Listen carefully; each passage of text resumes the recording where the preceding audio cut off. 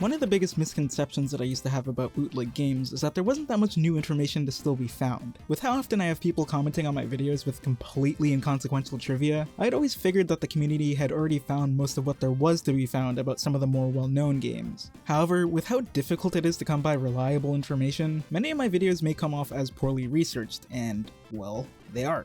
A good portion of the internet's knowledge about these games is spread across resources such as a fandom wiki that's frequently vandalized with misinformation, forum posts from 10 years ago, and Discord servers, all of which are terrible resources if you're looking for facts that you can actually verify. Why should I spend time digging into games that I want to make videos about if I'm gonna have people in the comments telling me exactly how and why I'm wrong anyway? But over time, with stuff like new dumps being released that contradict our pieced together timelines of events, it's become increasingly clear to me that we're still a long ways away from knowing everything that there is to know about bootleg games. And that even includes ones that have been dumped and released for decades. As long as we don't have reliable first-hand sources of information at our disposal, there will always be something for us to find.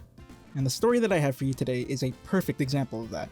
I, the person who is doomed to eternally get facts wrong, discovered something that's been hiding under our noses for longer than I've even been making videos. This is how I found the missing ending to Super Donkey Kong 99. By complete accident. I've technically already told this story in a video before, but it was in the form of a footnote in the Season 7 collection video that I posted back in October. And I'm not expecting anyone to watch an hour into a 2-hour-long video in order to find the only new speck of information. And plus, I never got to tell the full story. And this information is definitely worth repeating in my opinion, so here we go. If you've never played or heard of Super Donkey Kong 99, you really owe it to yourself to give it a try. Words can't accurately describe the sheer absurdity of this game. It's a combination of terrible controls, bizarre sound effects,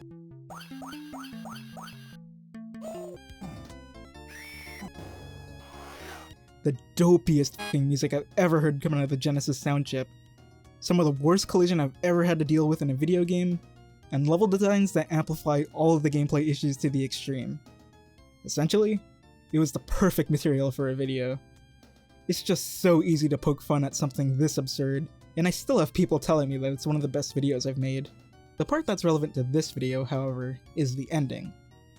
If you manage to somehow power through the final stage and figure out how to work around King K. Rool's logic-defying hitbox, you're greeted with a static image of Diddy Kong, who didn't actually appear in the game by the way, and DK staring each other down, forever. You're basically soft-locked at this point. There's not a lick of dialogue from either Kong, no animations to speak of, and no button on the controller will take you back to the title screen if you wanted to play the game again for some reason. This is just the cherry on top of one of the worst games I've ever had to play for this channel, and I mean that in the best way possible. However, even at the time of my original video, it was already known that there was supposed to be dialogue on this screen, and the Bootleg Games Wiki article even had the text that was intended for the ending, so I created a stupid mock-up of what I thought that would look like.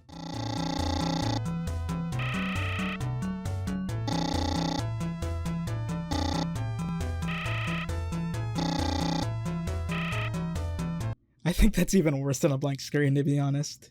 And at the time of making the video, that was pretty much it. The ending being broken was just accepted as a fact, and nobody ever pointed out that there was a possibility of there being anything beyond that. So, I moved on and never thought about Super Donkey Kong 99 again. Until May of 2021, when this tweet was posted by Bootleg Consoles on Twitter. For context, around this time rumors had begun to pick up steam about a new Donkey Kong game being developed by the Super Mario Odyssey team. As of the making of this video, nothing has come of these rumors. But, just as a joke, Bootleg Consoles posted a picture of Super King Kong 99, running on an Anbernic RG351P as a fake leak of sorts. But hold on a second. Super King Kong 99, you say? I thought we were talking about Super Donkey Kong 99. Well, if you're familiar with variants of bootleg games, you'd know that these companies love to release their games under several different titles, usually incrementing the fake sequel number that they tacked on. And maybe with some slight changes if you're lucky. Since nothing was evidently different about Super King Kong 99 from the get-go, it seems that it was written off as nothing more than a simple title screen hack of Super Donkey Kong 99. Of course, this isn't true, but I'll get back to that in a second. Anyway, upon seeing this tweet, an idea popped into my head.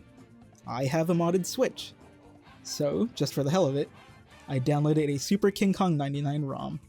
threw that onto my Switch via FTP, loaded the game up in Genesis Plus GX, and posted a picture of that running as a reply to the tweet, just as a way of adding credibility to the leak, you know? And that was that. Of course, you can't just boot up a game like this and not play it for a few minutes. That would be unethical.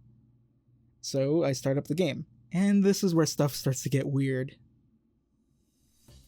Now, I have absolutely no way of replicating this, and I didn't capture footage of it at the time, so therefore I can't prove it, but when I started up the game and was dropped onto that all too familiar boardwalk, Donkey Kong started freaking the hell out whenever I tried to move. I'm not sure if this is some sort of configuration error on RetroArch's part or something, but it seemed that it had tied a bunch of the button inputs together, and this made it so that I couldn't actually move forward. None of the buttons seemed to do what they were supposed to do, and C would pause the game. However, when I tried to unpause the game by pressing C again, it skipped the level.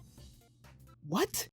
As far as I knew, nobody had ever documented any sort of level skip code in this game. That would have been really nice to know of when I was making my video. But whatever, maybe it was just some weird quirk of this variant of the game. I started to wonder what would happen if I kept skipping stages. Would it stop letting me skip when I reached the last level? Maybe it would error out. So I started spamming the C button, and to my surprise, I was able to skip past the final stage and straight to the ending sequence. And that's when I saw it. The full finished ending to this game. At this point, I was confused. I'd never heard anybody talking about this before. Anytime anyone ever talked about this game, they would always bring up the ridiculous ending with the two Kongs having a staring contest. Not a single comment on my video suggested that there was anything more to it. But here, right before my eyes, on my Nintendo Switch, there it was. I tried looking this up on Google and I found nothing. So naturally, I turned to my Discord server and posted a picture. It always seems that my viewers know better than I, so I figured that certainly someone would have seen this before. But from the reaction I got, it was clear that I had stumbled upon something new here. As far as I could tell, this was completely undocumented, and this was the first time that anyone, that I knew of at least, had seen it. There were still a few gaps to fill in though. My method of spamming C to skip levels wasn't working for DavidPCM, who immediately tried to see this for himself after I posted my message. Fair enough, the inputs were tied together for me, so I suggested mashing start, or pressing start and then pressing C. No dice. Not willing to be made out as a liar, I started up the game on my PC and set out to find this button combination. All the buttons? Nope. Different directions on the D-pad and the face buttons? No luck. At a certain point, I just resorted to spinning the D-pad around and mashing the C button, and eventually I managed to skip a level. After experimenting further, I managed to nail it down to pressing down, left, and C while paused. So there you go. This level skip code works in both the Donkey Kong and King Kong variants of this game. You can thank me later. With this newfound knowledge, David, who I have to admit was faster than me this time, uploaded footage of this ending to his YouTube channel. So, without further ado, I present to you the full ending to Super Donkey Kong 99. Or Super King Kong 99, whatever.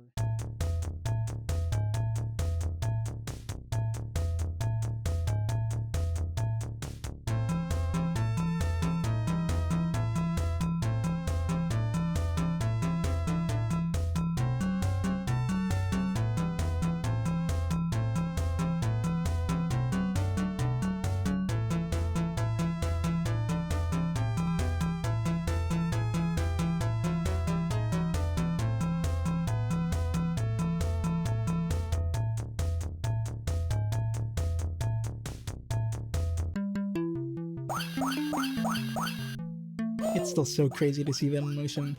After this info was already out in the world, I did end up learning a bit more about what was already known about this ending. You know that ending text that I mentioned earlier that was readily available on the wikis? I had always assumed that this was just text data that was found in the ROM, but it was actually transcribed from the speech bubble graphics that were present in Super Donkey Kong 99. They were there the whole time, but they were just unused because the ending wasn't finished. There had been attempts to reconstruct the ending from these unused graphics, but my finding seems to mark the first time that someone had ever documented the full finished ending in motion.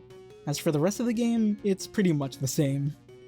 It would appear that Super King Kong 99 was released at a later date, as evident by the spinning pause menu text and, well, the ending being finished, but nothing else was really fixed. The collision is just as bad, and King K. Rool's hitbox is still completely broken. Would it really be the same game without those flaws, though? This whole thing is just hilarious to me. This is a game so irredeemably bad, so borderline unplayable, that nobody had bothered to play through a readily accessible version of the game that we had known of for years in order to see if there were any significant differences. And completely in character for me, I just kinda stumbled upon it by pure accident, as a result of a joke response to a joke tweet. Just like how, 6 years earlier, I accidentally stumbled into making videos about bootleg games, because I wanted to poke fun at a game that I had found online.